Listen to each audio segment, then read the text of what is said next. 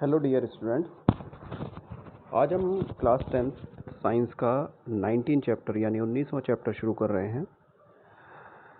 जो डायग्राम आप अपनी स्क्रीन पर देख रहे हैं उसमें आप देख रहे हैं कि अर्थ के ऊपर बहुत सारे आपको पेड़ पौधे, जीव जंतु, एनिमल्स एंड प्लांट्स दिखाई दे रहे हैं।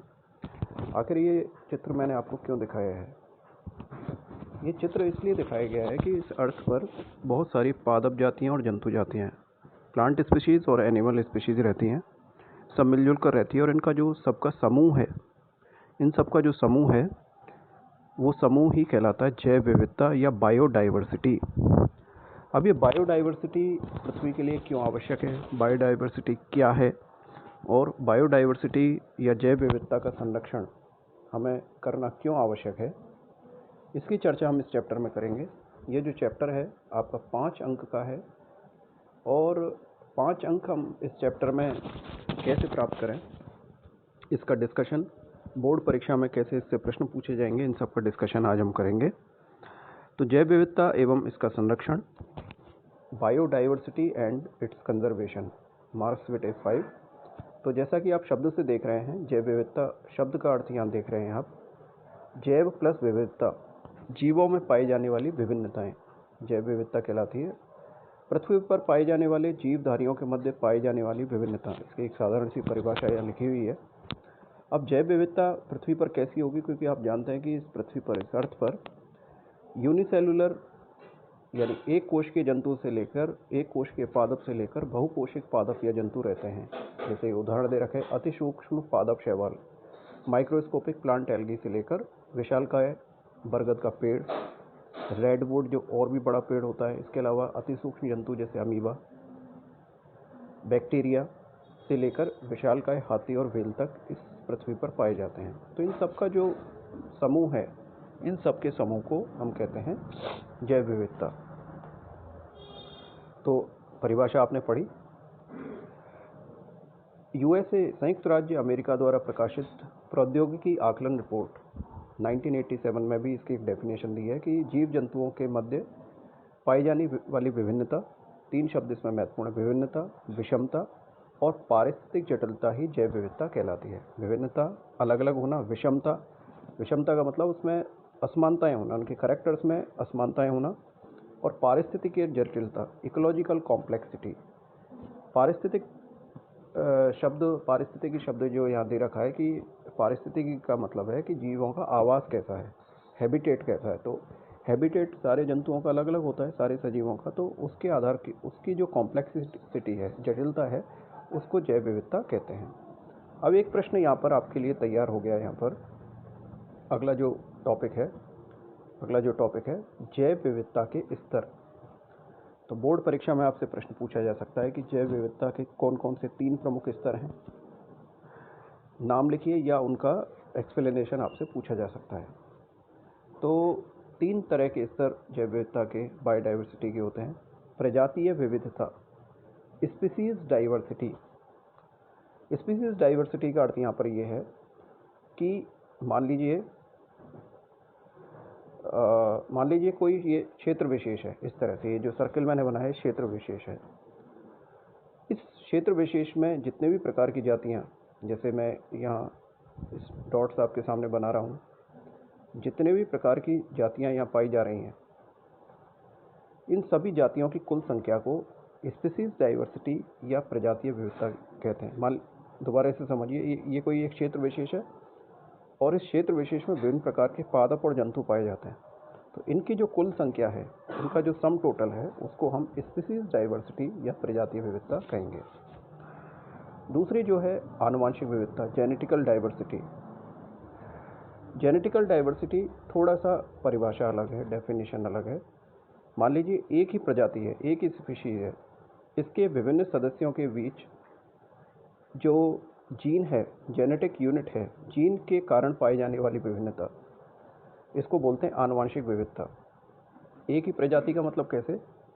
जैसे आप पूरे विश्व में मानव पाए जाते हैं, लेकिन अगर आप भारतीय मानवों का आकार प्रकार देखें, यूरोपीय मानवों का आकार प्रकार देखें और अफ्रीकन मानवों का आकार प्रकार देखें, तो सब आपको अलग अलग दिखाई देंगे। ये जो सर्किल है ये इंडिया को प्रदर्शित कर रहा है, ये सर्किल यूरोप को प्रदर्शित कर रहा है और ये अफ्रीका को प्रदर्शित कर रहा है।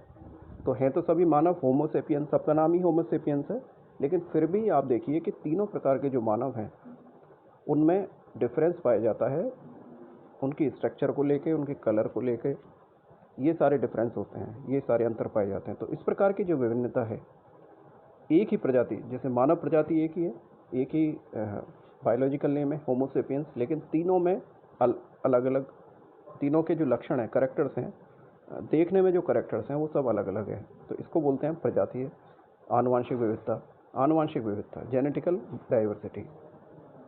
तीसरी प्रकार की जो डाइवर्सिटी है वो कहलाती है पारिस्थितिक तंत्र विविधता। पारिस्थितिक तंत्र का मतलब होता है इस संपूर्ण पृथ्वी, ये जो जीव मंडल है, इसमें जो जैविक और अजैविक घटकों से जो निर्मित तंत्र होता है उसको इकोसिस्टम या पारिस्थितिक तंत्र कहते हैं। तो पृथ्वी पर बहुत सारे पारिस्थितिक तंत्र पाए जाते हैं। पारिस्थितिक तंत्र जो है, इकोसिस्टम, वो पानी की बूंद जितना छोटा भी हो सकता है और महासागर जितना बड़ा भी हो सकता है। तो पृथ्वी के विभिन्न भागों में, मान लीजिए ये महासागर पारिस्थितिक तंत्र है, ये मान लीजिए रेगिस्तान पारिस्थितिक तंत्र है, ये मान लीजिए पहाड़ों का पारिस्थितिक तंत्र है।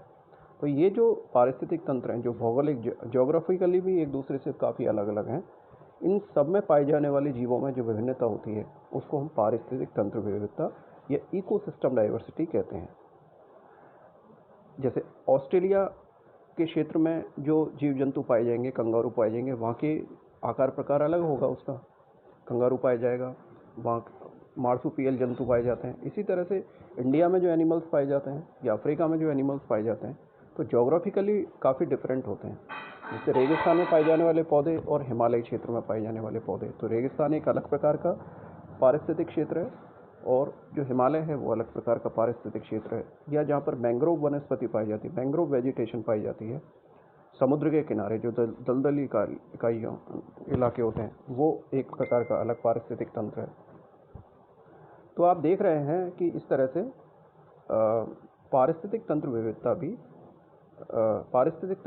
भी हमारे इसको प्रभावित करती है, जैव विविधता को।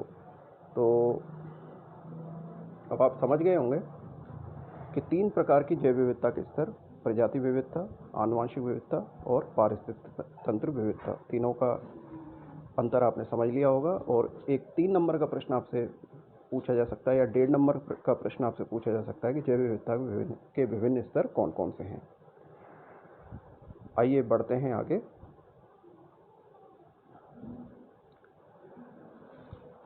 अब देखिए प्रजाति क्या है, स्पीशीज़ क्या है। प्रजाति या स्पीशीज़ की परिभाषा जो वैज्ञानिक देते हैं कि जीवों का वह समूह जो दिखने में समान हो तथा आपस में रिप्रोड्यूस कर सकता हो, जनन कर सकता हो, प्रजाति कहलाती है। फिर इसमें पारिस्थितिक तंत्र की परिभाषा दे रखी है, किसी स्थान विशेष के जैविक और अजैविक घटकों की अंतर क्रिया से निर्मित तंत्र। जैविक घटक कौन कौन से होंगे? जैविक घटक होंगे जीव जंतु, मानव, पेड़ पौधे या सूक्ष्म जीव। और अजैविक घटक कौन से होंगे? अजैविक घटक जैसे जल, वायु, आर्द्रता, प्रकाश, ये सब, मृदा, ये सब अजैविक घटक होते हैं। तो इनकी अंतःक्रिया से जो तंत्र निर्मित होता है उसे हम पारिस्थितिक तंत्र कहते हैं।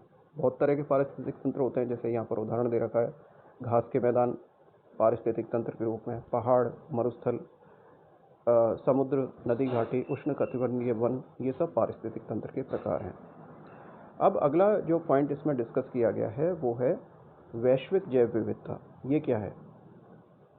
वैश्विक जैव विविधता का मतलब है पूरे विश्व के जीवों के मध्य पाई जाने वाली विभिन्नता। मिलेनियम इकोसिस्टम असेसमेंट जो कि यूनेस्को करवाता है, पृथ्वी की प्रजातियां 50 से 300 लाख वैज्ञानिकों द्वारा पहचानी गई हैं और इनकी जो संख्या है 50 से 300 जो वैज्ञानिक हैं उन्होंने पहचानी है, और इनकी जो संख्या है, संपूर्ण प्रजातियों की संख्या 17 से 20 लाख मानी गई है, अंदाजन 17 से 20 लाख मानी गई है। और विश्व का जहाँ से भूमध्य रेखा गुजरती है, इक्वेटर गुजरती है, उष्ण कटिबंधीय क्षेत्र, वो सबसे ज़्यादा जैव विविधता संपन्न क्षेत्र माना जाता है।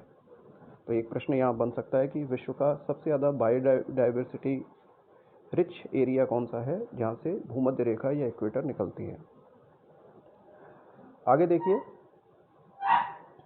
वनस्पतियों की दृष्टि से मध्य और दक्षिणी अमेरिका तथा दक्षिणी पूर्वी एशिया भी संपन्न है बायोडायवर्सिटी की दृष्टि से।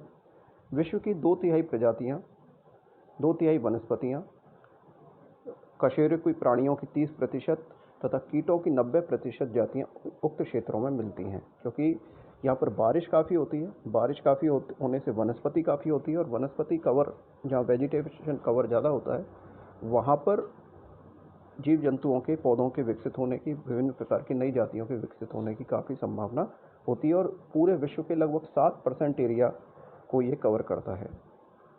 अब इंडिया की बात करते हैं, तो इंडिया जो है अपनी विशेष भौगोलिक स्थिति के कारण दक्षिणी गोलार्ध में है, और कर्क रेखा भारत के बीच से गुजरती है, उष्णकटिबंधीय क्षेत्र है, और इसका दक्षिणी हिस्सा उत्तर में है, इक्वेटर के भूमध्य रेखा के उत्तर में है। तो अपनी विशेष भौगोलिक स्थिति के कारण जैव विविधता समृद्ध क्षेत्र है, क्योंकि यहाँ जो पारिस्थितिक तंत्र हैं वो विभिन्न प्रकार के पाए जाते हैं। उत्तर में हिमालय, बिल्कुल ठंडा इकोसिस्टम, दक्षिण में महासागर, और महासागर के दोनों किनारों पर वेस्टर्न घाट्स और ईस्टर्न घाट। इसके अलावा जो नॉर्थ ईस्ट एरिया है वहाँ पर घने जंगल पाए जाते हैं, और वहाँ अलग ही प्रकार की डाइवर्सिटी पाई जाती है।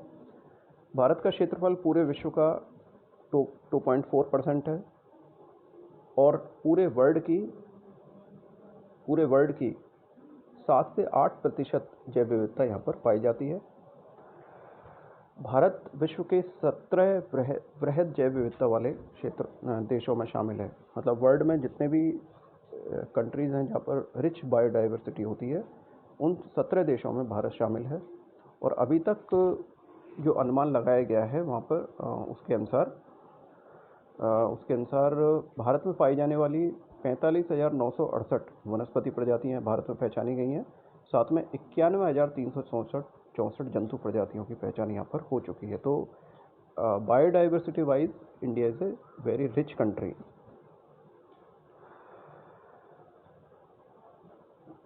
अब एक और नया कंसेप्ट है बायोडाइवर्सिटी हॉटस्पॉट्स।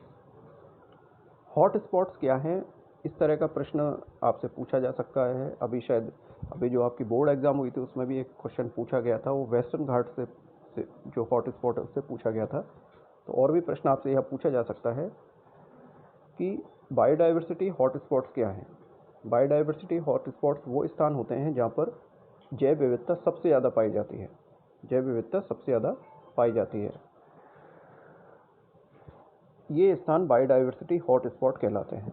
और ये जो अवधारणा है हॉटस्पॉट की, वो एक साइंटिस्ट जिसका नाम आपसे पूछा जा सकता है, नॉर्मन मेयर्स, इन्होंने ये अवधारणा दी है। जैव विविधता हॉटस्पॉट्स की संख्या 1999 तक 1999 तक 25 थी, और प्रेजेंट में 34 है, और विश्व के कुल क्षेत्रफल का 2 से 3% तक ये एरिया कवर होते हैं। कौन कौन से विश्व के प्रमुख जैव विविधता स्थल हैं, हॉटस्पॉट्स हैं? एक तो अटलांटिक वन, पूर्व मलेशियाई द्वीप समूह, मलेशिया इंडिया के ईस्ट में है।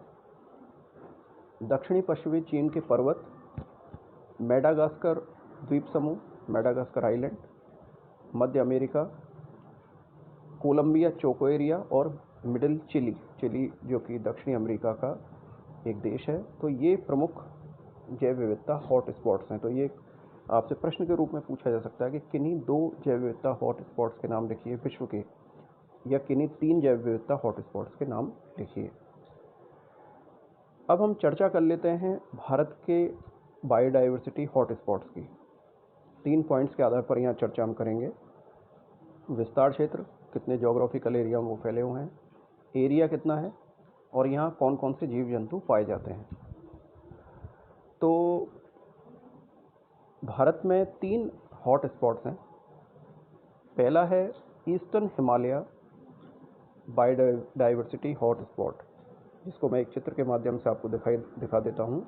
ईस्टर्न हिमालय, ये जो आप देख रहे हैं नक्शा, ये इस नक्शे में ये जो एरिया है, हिमालय पर्वत का विस्तार उत्तर पश्चिम में कश्मीर के क्षेत्र से होता हुआ उत्तर पूर्व में, इस पूरे एरिया में जो चाइना से बॉर्डर लगती है भारत की, इस एरिया में ये हॉटस्पॉट है, ईस्टर्न हिमालय हॉटस्पॉट।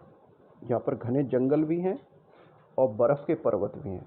तो ये एक हॉट स्पॉट है भारत का, हॉट स्पॉट है भारत का ईस्टर्न हिमालय, पूर्वी हिमालय हॉट स्पॉट।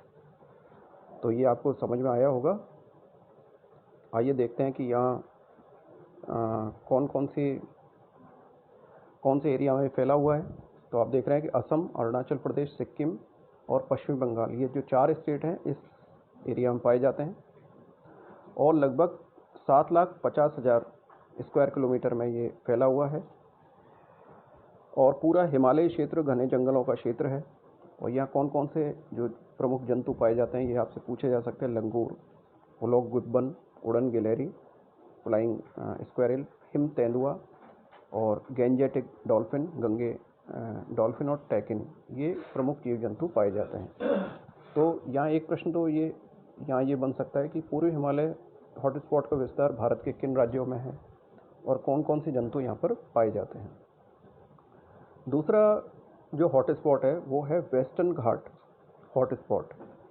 तो वेस्टर्न घाट क्या है, अभी हम एक चित्र के माध्यम से इसको देखेंगे। वेस्टर्न घाट की जो लोकेशन है वो इंडिया में कहाँ है, वेस्टर्न घाट की लोकेशन इंडिया में कहाँ है। तो इस चित्र के माध्यम से देखेंगे कि वेस्टर्न घाट ये दिखाई दे रहे हैं। ये जो आपको दिखाई दे रहा है इस चित्र में देखिए आप, ये जो एरिया गुजरात से लेके केरल तक का एरिया, गुजरात के दक्षिण में से लेके और केरल तक का एरिया, सॉरी